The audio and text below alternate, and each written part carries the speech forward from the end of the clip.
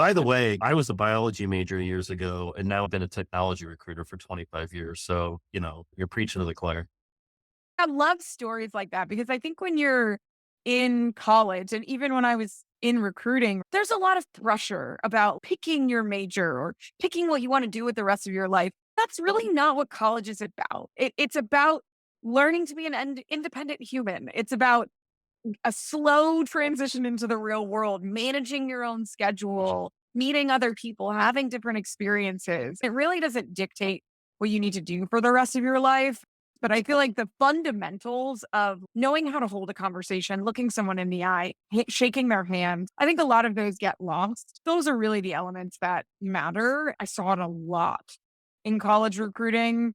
It's really important in networking as you go to conferences and you work in the space. I say this in commerce, I think in professional life, just going back to the basics, like knowing how to be a good human, knowing how to have a great conversation, following up, saying thank you, being transparent. Those are really the skills that matter. I don't think they'll ever go out of style, in my opinion. Those are the things I think that are I important. think my biggest takeaway from college was learning how to learn.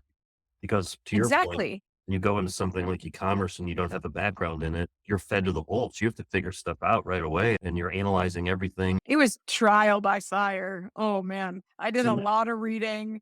I read a lot of the DSI existed at the time. I read some DSI content. I talked to people. I asked questions. Being scrappy is something that you have to be in e-commerce, but it is a space that you can quickly pick up and understand the concepts. If you want to go really deep, it might take more time, but definitely picking what makes sense and what you like. But it's a really fun space. It's always changing, always something new.